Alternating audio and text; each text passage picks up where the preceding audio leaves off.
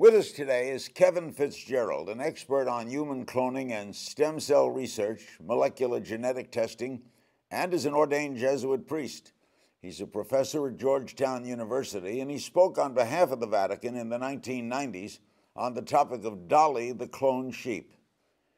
Kevin, what do you know of the scientific possibilities for using the biogenetic material from the Shroud of Turin?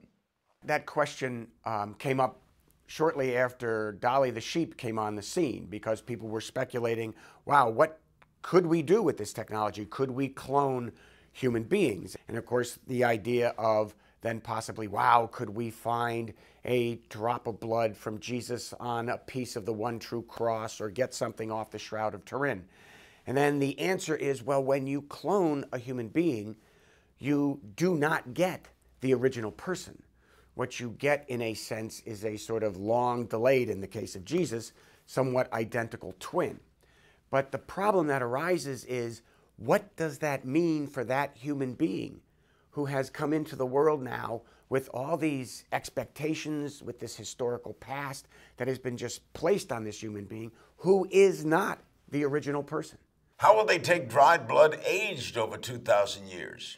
This is very similar to the type of research that's being done currently by scientists trying to go back and find samples of extinct animals like woolly mammoths, where they try to take some of the tissue from these skeletons or these preserved animals in ice that they've discovered and say, is there a way to reconstitute this animal? But of course, here the idea is you want to create a human being who's almost exactly like Jesus. Technologically speaking, this is an area that's being investigated by researchers that are trying to say, could we, for instance, bring back a woolly mammoth, or at least something that looked like it to some extent, so that we could do research more and to understand how these animals lived and what led to their extinction.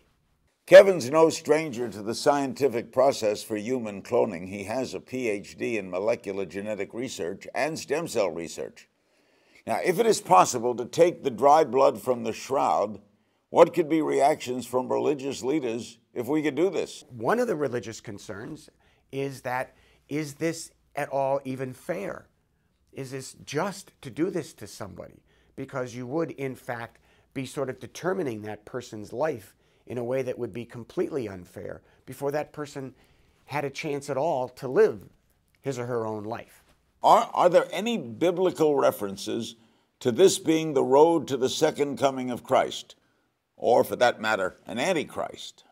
You know as well as I how many different interpretations people have put forward.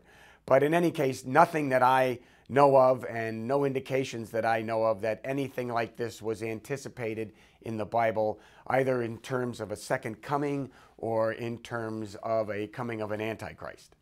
Could we somehow be fulfilling the biblical prophecies?